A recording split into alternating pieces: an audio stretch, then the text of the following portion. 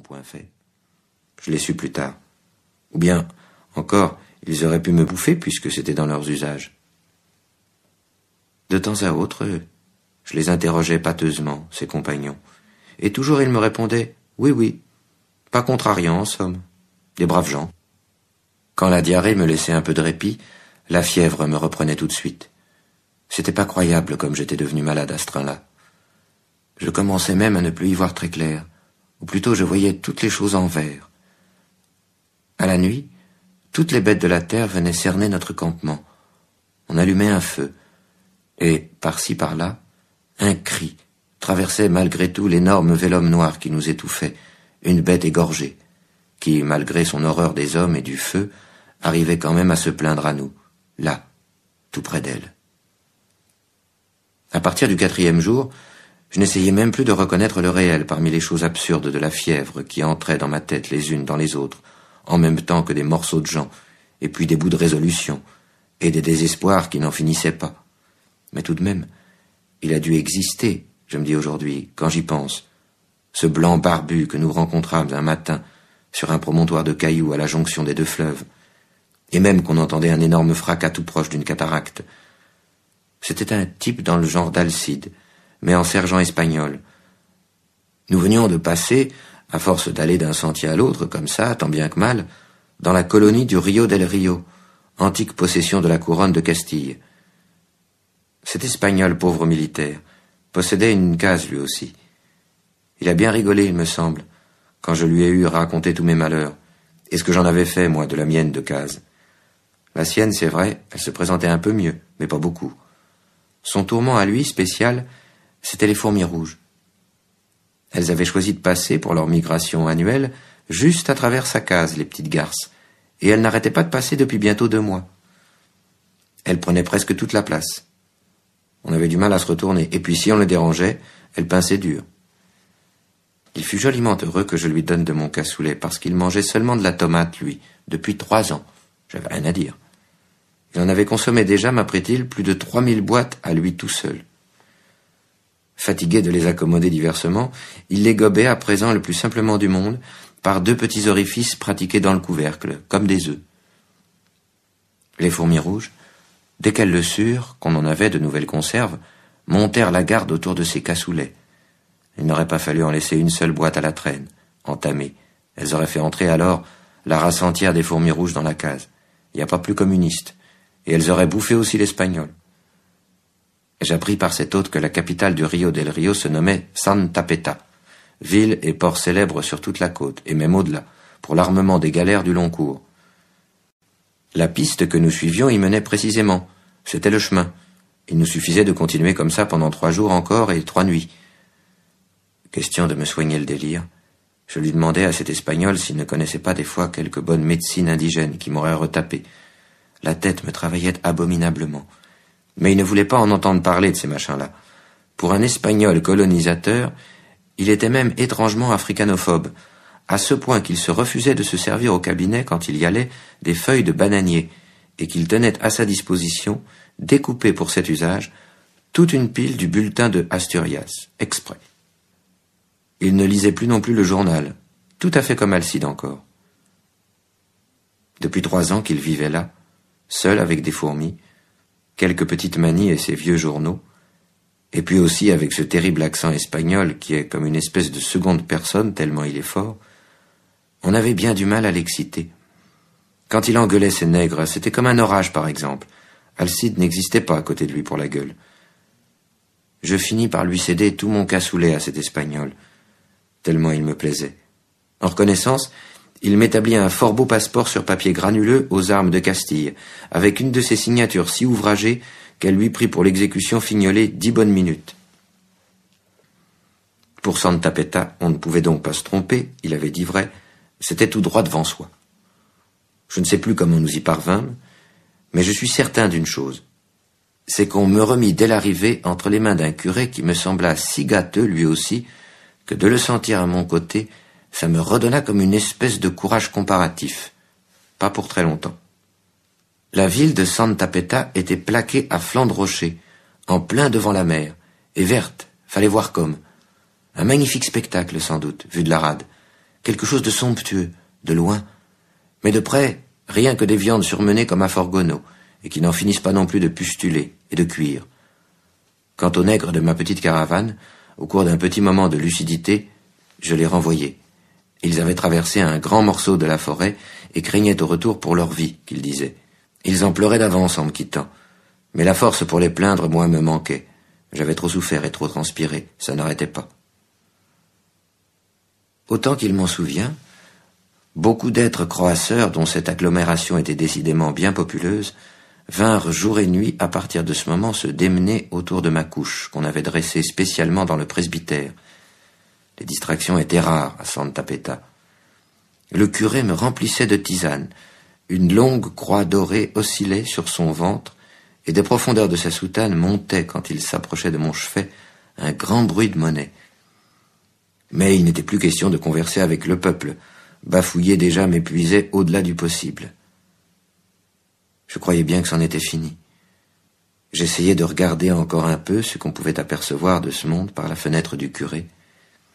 Je n'oserais pas affirmer que je puisse aujourd'hui décrire ces jardins sans commettre de grossières et fantastiques erreurs. Du soleil, cela c'est sûr.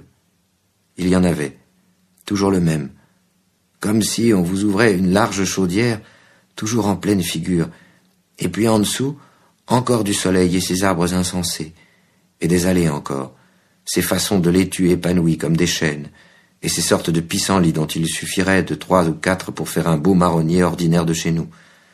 Ajouter un crapaud ou deux dans le tas, lourds comme des épagnols, et qui trottent, aux abois, d'un massif à l'autre.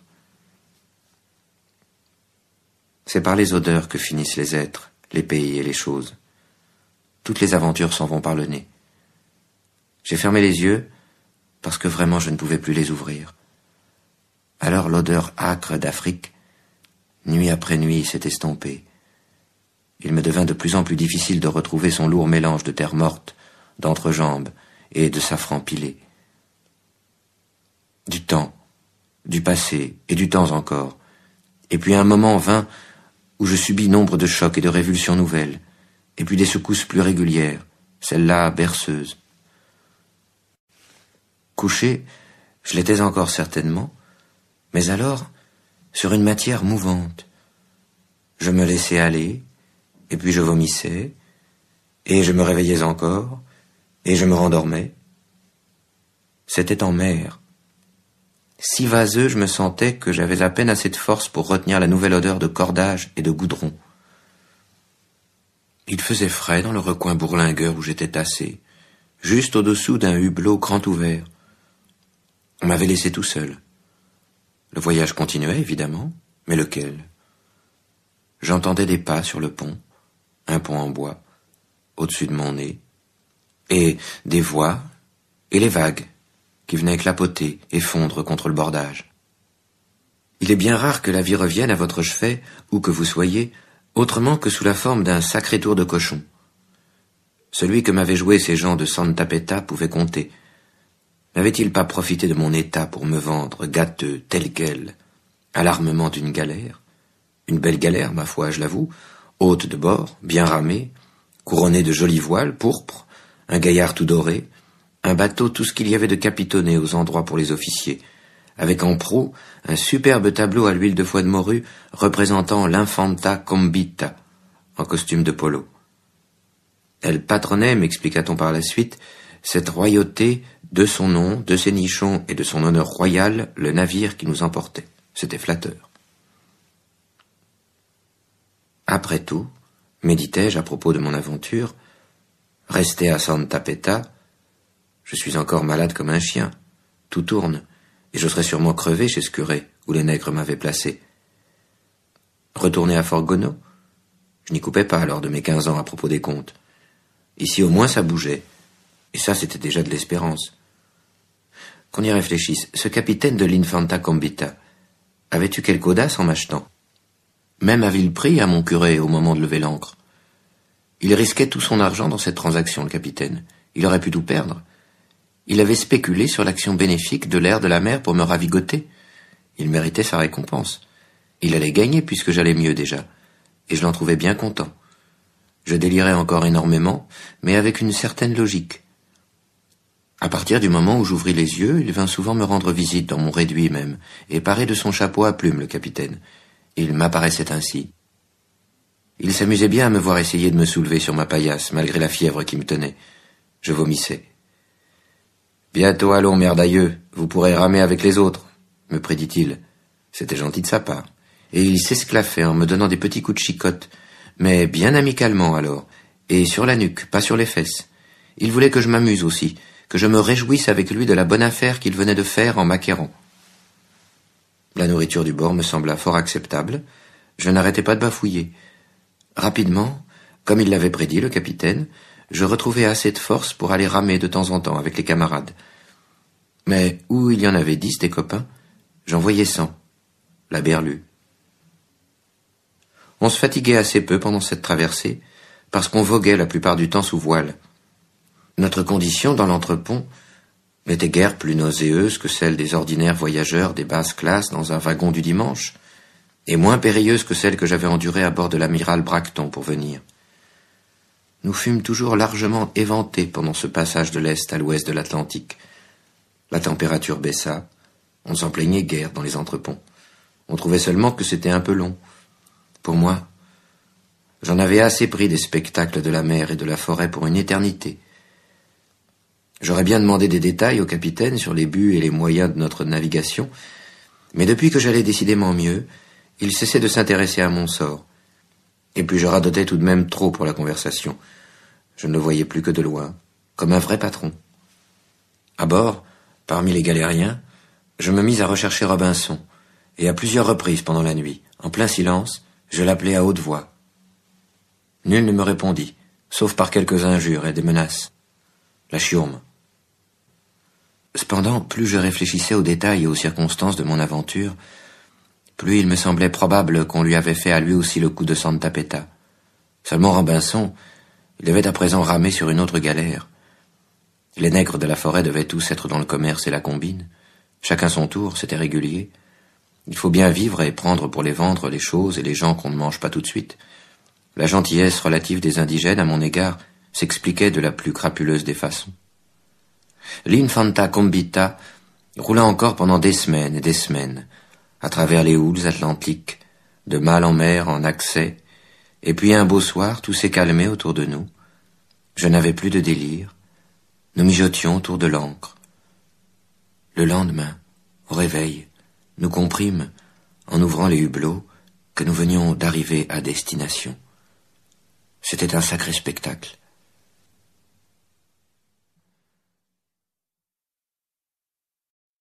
Pour une surprise, c'en fut une. À travers la brume, c'était tellement étonnant ce qu'on découvrait soudain, que nous nous refusâmes d'abord à y croire. Et puis tout de même, quand nous fûmes en plein devant les choses, tout galérien qu'on était, on s'est mis à bien rigoler en voyant ça, droit devant nous. Figurez-vous qu'elle était debout leur ville, absolument droite. New York, c'est une ville debout. On en avait déjà vu, nous, des villes, bien sûr, et des belles encore, et des ports, et des fameux même. Mais chez nous, n'est-ce pas, elles sont couchées, les villes, au bord de la mer ou sur les fleuves. Elles s'allongent sur le paysage, elles attendent le voyageur, tandis que celle-là, l'américaine, elle ne se pâmait pas, non. Elle se tenait bien raide, là, pas baisante du tout, raide à faire peur. On en a donc rigolé comme des cornichons. Ça fait drôle, forcément, une ville bâtie en raideur. Mais on n'en pouvait rigoler, nous, du spectacle qu'à partir du coup, à cause du froid qui venait du large pendant ce temps-là, à travers une grosse brume grise et rose, et rapide et piquante à l'assaut de nos pantalons et des crevasses de cette muraille, les rues de la ville, où les nuages s'engouffraient aussi à la charge du vent. Notre galère tenait son mince sillon juste au ras des jetées, là où venait finir une eau caca, toute barbotant d'une kyrielle de petits bachots et remorqueurs avides et cornards. Pour un miteux, il n'est jamais bien commode de débarquer nulle part, mais pour un galérien, c'est encore bien pire, surtout que les gens d'Amérique n'aiment pas du tout les galériens qui viennent d'Europe. C'est tous des anarchistes, qu'ils disent. Ils ne veulent recevoir chez eux, en somme, que les curieux qui leur apportent du pognon. Parce que tous les argents d'Europe, c'est des fils à dollars. J'aurais peut-être pu essayer, comme d'autres l'avaient déjà réussi, de traverser le port à la nage, et puis, une fois au quai, de me mettre à crier « Vive dollar! Vive dollar !» C'est un truc. Il y a bien des gens qui sont débarqués de cette façon-là, et qui, après ça, ont fait des fortunes. C'est pas sûr. Ça se raconte seulement. Il en arrive dans les rêves des bien pires encore. Moi, j'avais une autre combinaison en tête, en même temps que la fièvre. À bord de la galère, ayant appris à bien compter les puces, pas seulement à les attraper, mais à en faire des additions et des soustractions, en somme des statistiques, métier délicat qui n'a l'air de rien, mais qui constitue bel et bien une technique, je voulais m'en servir. Les Américains, on peut en dire ce qu'on voudra, mais en fait de technique, c'est des connaisseurs. Ils aimeraient ma manière de compter les puces jusqu'à la folie, j'en étais certain d'avance. Ça ne devait pas rater selon moi. J'allais leur offrir mes services quand tout d'un coup on donna l'ordre à notre galère d'aller passer une quarantaine dans une anse d'à côté, à l'abri, à portée de voix d'un petit village réservé, au fond d'une baie tranquille, à 2000 à l'est de New York. Et nous demeurâmes tous là en observation pendant des semaines et des semaines, si bien que nous y prîmes des habitudes.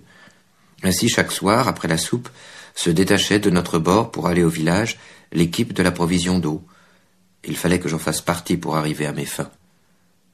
Les copains savaient bien où je cherchais à en venir, mais eux, ça les tentait pas l'aventure. Il est fou, qu'ils disaient, mais il est pas dangereux. Sur l'infanta combita, on bouffait pas mal. On les triquait un peu, les copains, mais pas trop. Et en somme, ça pouvait aller. C'était du boulot moyen. Et puis, sublime avantage, on les renvoyait jamais de la galère.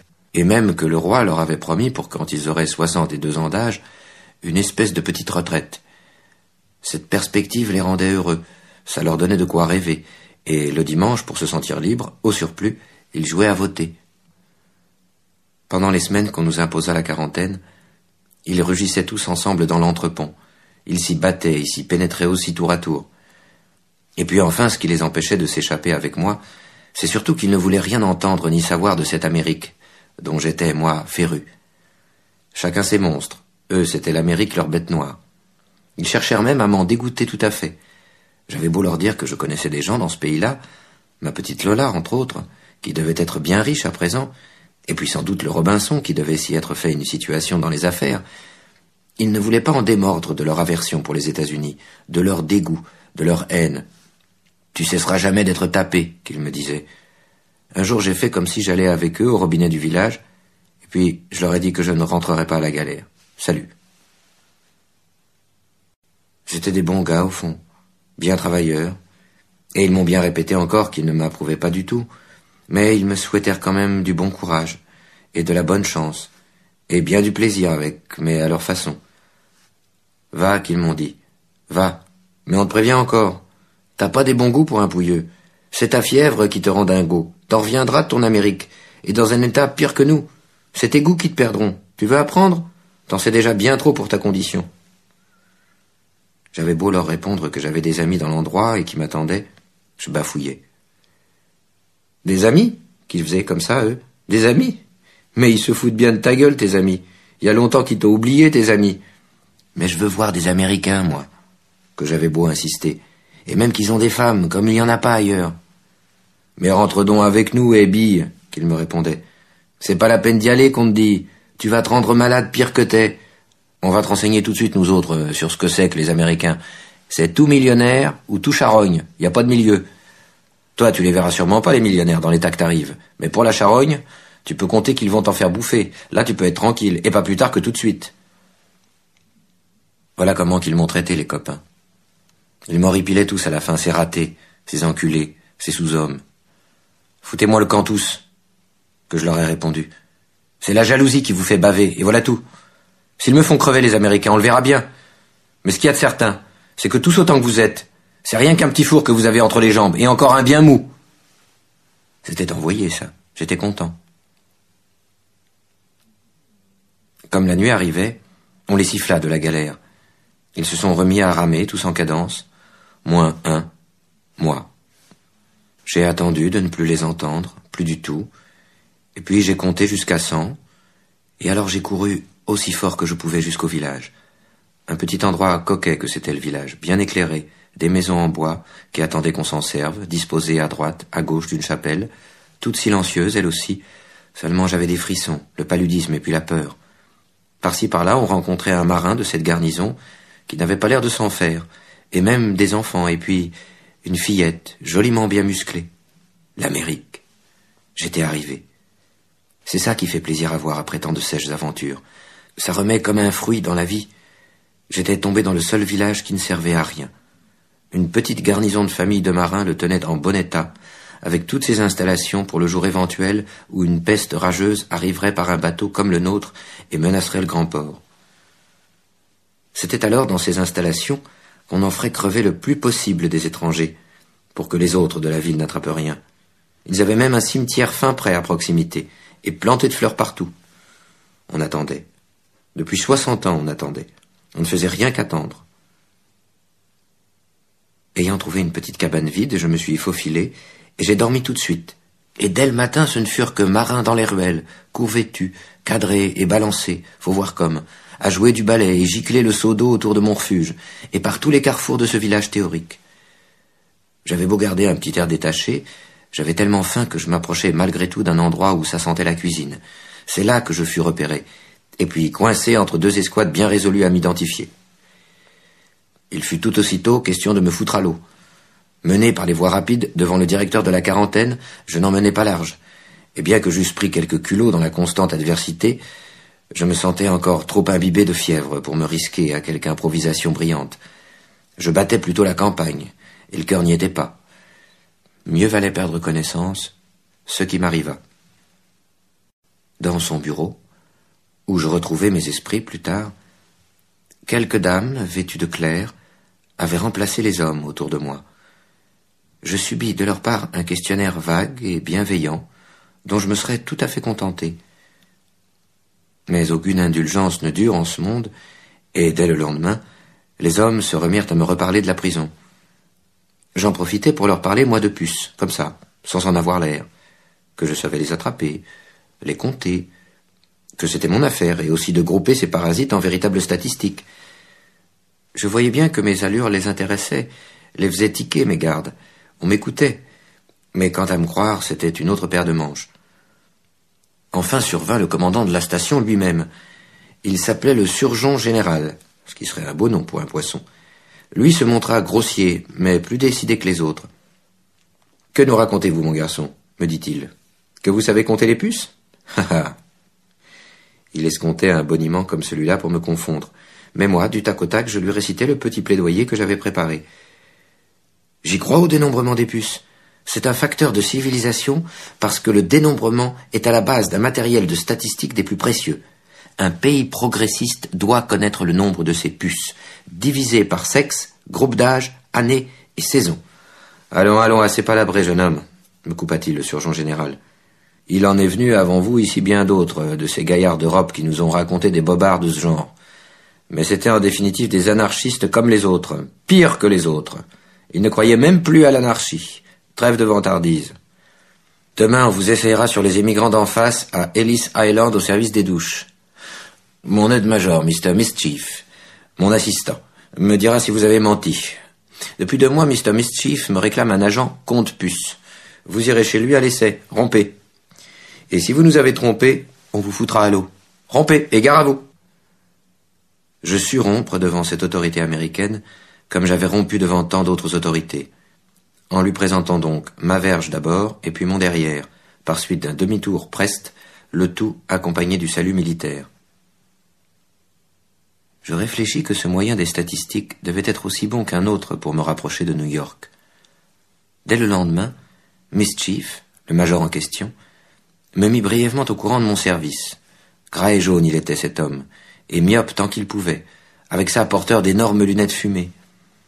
Il devait me reconnaître à la façon qu'ont les bêtes sauvages de reconnaître leur gibier, à l'allure générale, parce que pour les détails, c'était impossible avec des lunettes comme il en portait.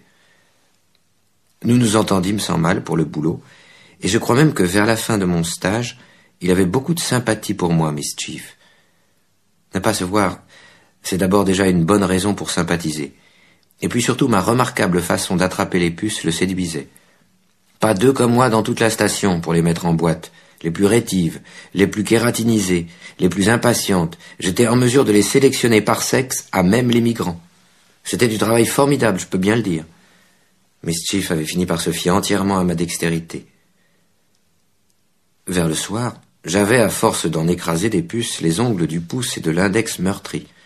Et je n'avais cependant pas terminé ma tâche, puisqu'il me restait encore le plus important, à dresser les colonnes de l'état signalétique quotidien. Puces de Pologne d'une part, de Yougoslavie, d'Espagne, morpions de Crimée, Galles du Pérou. Tout ce qui voyage de furtif et de piqueur sur l'humanité en déroute me passait par les ongles. C'était une œuvre, on le voit, à la fois monumentale et méticuleuse. Nos additions s'effectuaient à New York, dans un service spécial doté de machines électriques compte-puces. Chaque jour, le petit remorqueur de la quarantaine traversait la rade dans toute sa largeur pour porter là-bas nos additions à effectuer ou à vérifier. Ainsi passèrent des jours et des jours. Je reprenais un peu de santé, mais au fur et à mesure que je perdais mon délire et ma fièvre dans ce confort, le goût de l'aventure et des nouvelles imprudences me revint impérieux. À 37 degrés, tout devient banal.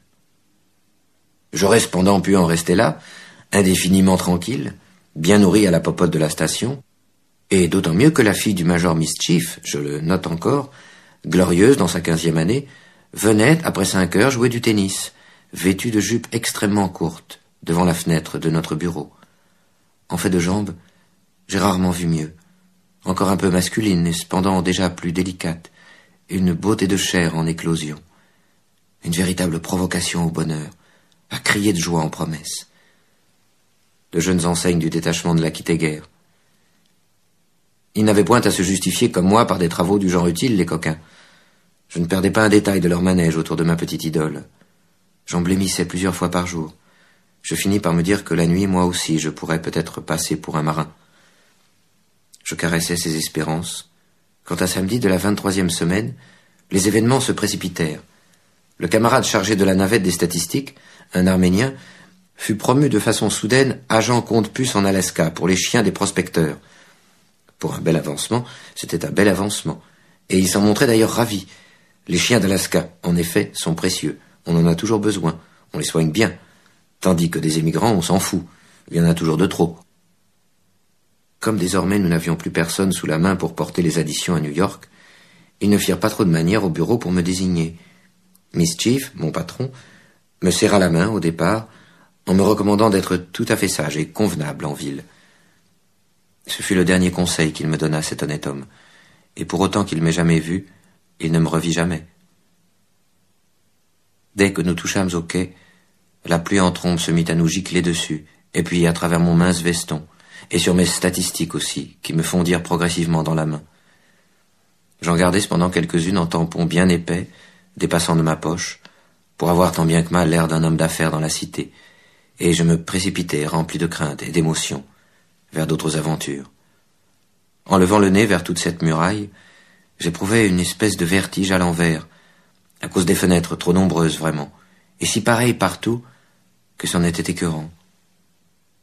Précairement vêtu, je me hâtai, transis, vers la fente la plus sombre qu'on puisse repérer dans cette façade géante, espérant que les passants ne me verraient qu'à peine au milieu d'eux. Honte superflue. Je n'avais rien à craindre. Dans la rue que j'avais choisie, vraiment la plus mince de toutes, pas plus épaisse qu'un gros ruisseau de chez nous, et bien crasseuse au fond, bien humide, remplie de ténèbres, il en cheminait déjà tellement d'autres de gens, des petits et des gros, qu'ils m'emmenèrent avec eux comme une ombre. Ils remontaient comme moi dans la ville, au boulot sans doute, le nez en bas. C'étaient les pauvres de partout.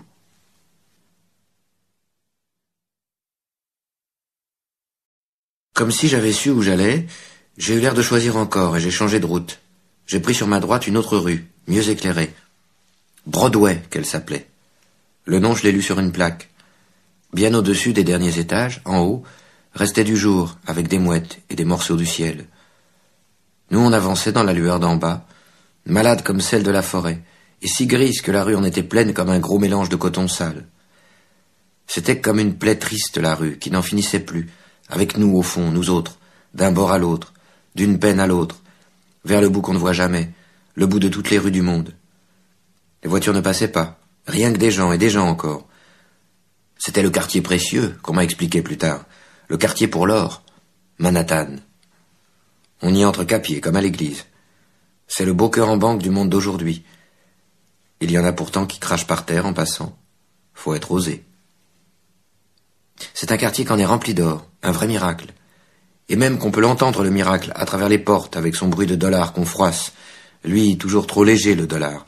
Un vrai Saint-Esprit, plus précieux que du sang. J'ai eu tout de même le temps d'aller les voir, et même je suis entré pour leur parler à ces employés qui gardaient les espèces, qui sont tristes et mal payés. Quand les fidèles entrent dans leur banque, faut pas croire qu'ils peuvent se servir comme ça, selon leurs caprices, pas du tout. Ils parlent à dollars, en lui murmurant des choses à travers un petit grillage. Et ils se confessent quoi. Pas beaucoup de bruit, des lampes bien douces, un tout minuscule guichet entre de hautes arches, c'est tout. Ils ne l'avalent pas l'hostie, ils se la mettent sur le cœur. Je ne pouvais pas rester longtemps à les admirer. Il fallait bien suivre les gens de la rue entre les parois d'ombre lisse.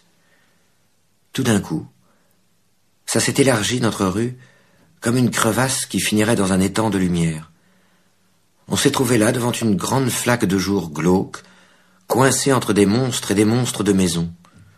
Au beau milieu de cette clairière, un pavillon avec un petit air champêtre et bordé de pelouses malheureuses. Je demandai à plusieurs voisins de la foule ce que c'était que ce bâtiment-là qu'on voyait, mais la plupart feignirent de ne pas m'entendre. Ils n'avaient pas de temps à perdre. Un petit jeune, passant tout près, voulut bien tout de même m'avertir que c'était la mairie, vieux monument de l'époque coloniale, ajouta-t-il, tout ce qu'il y avait d'historique, qu'on avait laissé là. Le pourtour de cette oasis tournait au square, avec des bancs, et même on y était assez bien pour la regarder, la mairie, assis. Il n'y avait presque rien à voir d'autre dans le moment où j'arrivais. J'attendis une bonne heure à la même place, et puis de cette pénombre, de cette foule en route, discontinue, morne, surgit sur les midis, indéniable, une brusque avalanche de femmes absolument belles. Quelle découverte, quelle Amérique, quel ravissement. Souvenir de Lola. Son exemple ne m'avait pas trompé, c'était vrai. Je touchais au vif de mon pèlerinage. Et si je n'avais point souffert en même temps des continuels rappels de mon appétit, je me serais cru parvenu à l'un de ces moments de surnaturelle révélation esthétique. Les beautés que je découvrais, incessantes, m'eussent avec un peu de confiance et de confort ravi à ma condition trivialement humaine. Il ne me manquait qu'un sandwich, en somme, pour me croire en plein miracle. Mais comme il me manquait le sandwich, quelle gracieuse souplesse, cependant. Quelle délicatesse incroyable. Quelle trouvaille d'harmonie. Périlleuse nuance. Réussie de tous les dangers. De toutes les promesses possibles de la figure et du corps parmi tant de blondes. Ces brunes et ces titiennes. Et qu'il y en avait plus qu'il en venait encore. C'est peut-être, pensais-je, la Grèce qui recommence. J'arrive au bon moment.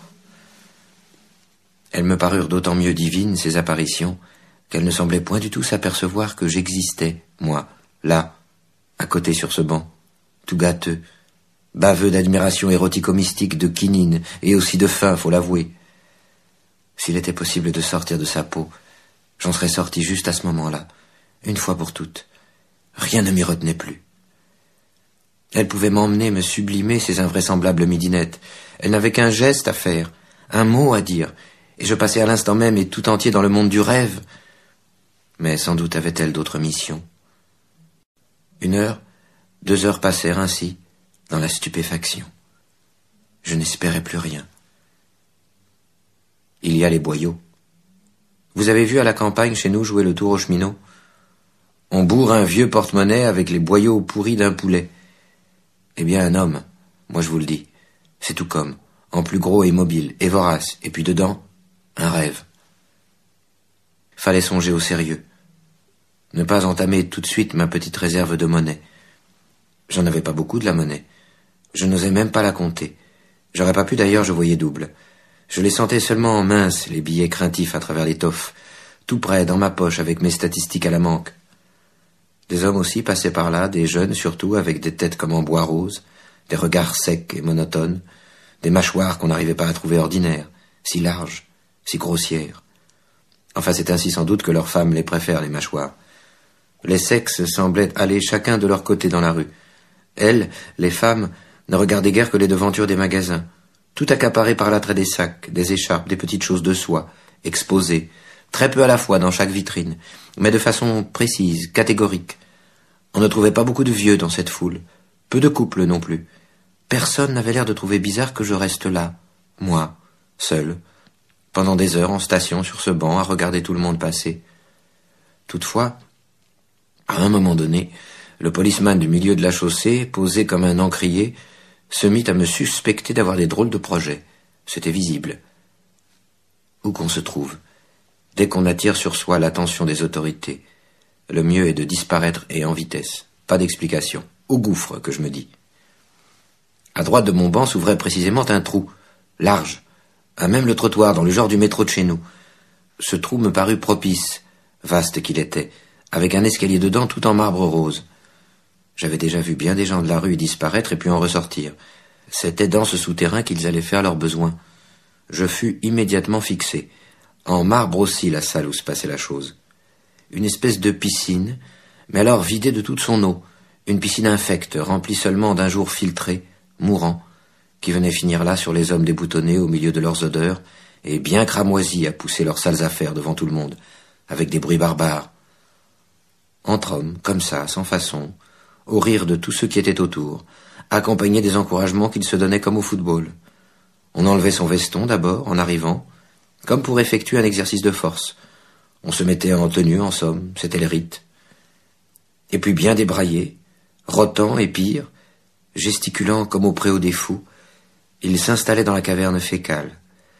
Les nouveaux arrivants devaient répondre à 1000 plaisanteries dégueulasses, pendant qu'ils descendaient les gradins de la rue. Mais ils paraissaient tous enchantés quand même.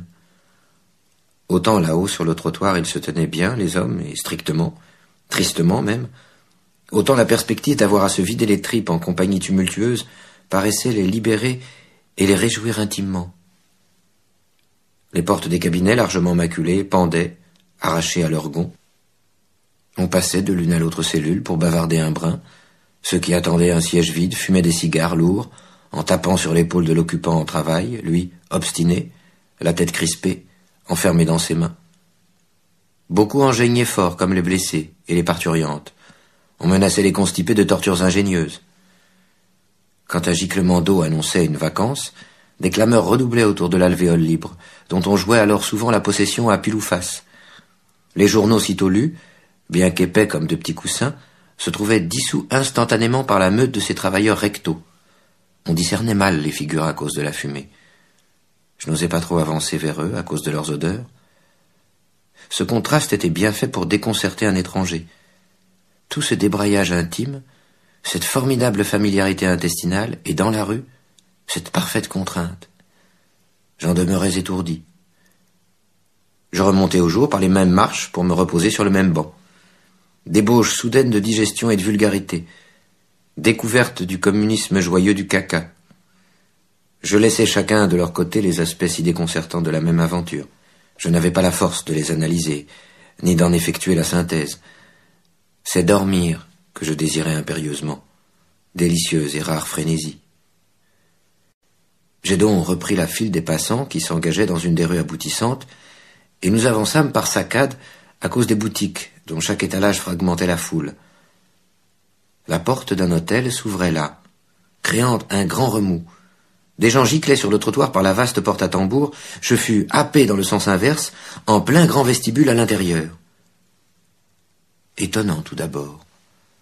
Il fallait tout deviner, imaginer de la majesté de l'édifice, de l'ampleur de ses proportions, parce que tout se passait autour d'ampoules si voilées qu'on ne s'y habituait qu'après un certain temps. Beaucoup de jeunes femmes dans cette pénombre, plongées en de profonds fauteuils, comme dans autant d'écrins. Des hommes attentifs alentour, silencieux, à passer et repasser à certaines distances d'elles, curieux et craintifs, au large de la rangée des jambes croisées à de magnifiques hauteurs de soie. Elles me semblaient, ces merveilleuses, attendre là des événements très graves et très coûteux. Évidemment, ce n'était pas à moi qu'elles songeaient. Aussi passai-je à mon tour devant cette longue tentation palpable, tout à fait furtivement. Comme elles étaient au moins une centaine, ces prestigieuses retroussées, disposées sur une seule ligne de fauteuils, j'arrivai au bureau des entrées si rêveur, ayant absorbé une ration de beauté tellement trop forte pour mon tempérament que j'en chancelais. Au pupitre, Un commis gommé m'offrit violemment une chambre. Je me décidai pour la plus petite de l'hôtel. Je ne devais guère posséder à ce moment-là qu'une $50, presque plus d'idées et pas de confiance du tout.